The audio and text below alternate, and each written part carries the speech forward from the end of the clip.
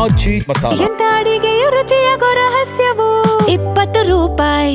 Neat ಹೋರಾಟಕ್ಕೆ ಮದ್ದು ಹರಿಯುತ್ತಾ ಕೇಂದ್ರ ಸರ್ಕಾರ. ಕಲಾಪವೂ ಬಲಿ, ಸಂಧಾನಕ್ಕೂ ಬರ್ತಾ ಇಲ್ಲ ಸಿಜೆಪಿ ಅವರು, ಅಂದ್ರೆ ಕಾಕ್ರೋಚ್ ಜನತಾ ಪಾರ್ಟಿ ಅವರು 4ನೇ ಬಾರಿ ಸಂಧಾನಕ್ಕೆ ಆಹ್ವಾನ ಕೊಟ್ಟಿದೆ ಈಗ ಕೇಂದ್ರ ಸರ್ಕಾರ. ಈಗಾಗಲೇ 3 ಬಾರಿ ಸಂಧಾನ ಮಾತುಕತೆ ವಿಫಲ ಆಗಿರೋದು.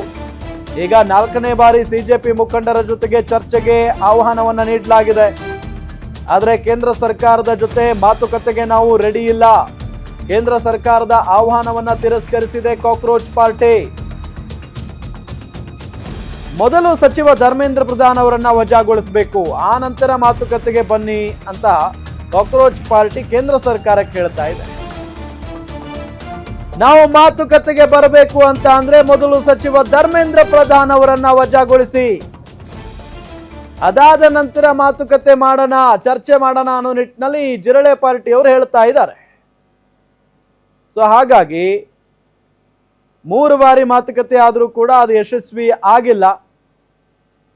ಯಾಕೆ ಅಂತ ಅಂದ್ರೆ ಅವರು ರಾಜೀನಾಮೆ ಕೊಡಿಸೋವರೆಗೂ ಬಿಡ್ತಾ ಇಲ್ಲ, ಇವರು ರಾಜೀನಾಮೆ ಕೊಡ್ತಾ ಇಲ್ಲ. ಸೊ ಹಂಗಾಗಿ ಇದು ಮಾತಿನ ಮುಖೇನ ಬಗೆಹರಿಯುವಂಥದ್ದ ಗೊತ್ತಿಲ್ಲ. ಇಷ್ಟು ಸಾವಿರಾರು ಗಟ್ಟಲೆ ವಿದ್ಯಾರ್ಥಿಗಳು ದೆಹಲಿಯಲ್ಲಿ ಜಾಂಡಾ ಹೂಡಿದ್ದಾರೆ, ಬೇರೆ ಬೇರೆ ರಾಜ್ಯಗಳಿಂದ ಹೋಗಿ ಅಲ್ಲಿ ಪ್ರತಿಭಟನೆಯಲ್ಲಿ ಭಾಗಿಯಾಗ್ತಾ ಇದ್ದಾರೆ. अगर जितेंद्र जी ने बोला कि कहीं भी बात हो सकती है तो फिर हम लोगों ने ऑलरेडी सजेस्ट कर दिया जंतर मंतर आ जाइए, या तो कोई न्यूट्रल एवेन्यू न्यूट्रल प्लेस आ जाए, जैसे कॉन्स्टिट्यूशन क्लब ऑफ इंडिया है, वहाँ पे मिल लेंगे.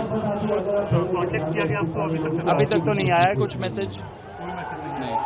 सरकार को ये सब नाटक रचने से अच्छा उनको सोचना चाहिए कि यहाँ पे इतने सारे प्रदर्शनकारी धूप में बारिश में खड़े हैं, लाखों की संख्या में खड़े हैं एंड खड़े ही रहेंगे एंड ये संख्या बढ़ती जाएगी.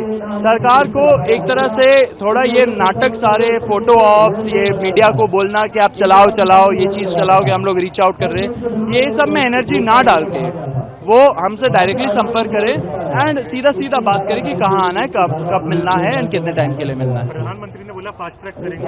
कोई फायदा नहीं है ऐसे चीजों का, ऐसे अनाउंसमेंट का. झांसे ये सब कुछ, जनता झांसों में ना पड़े.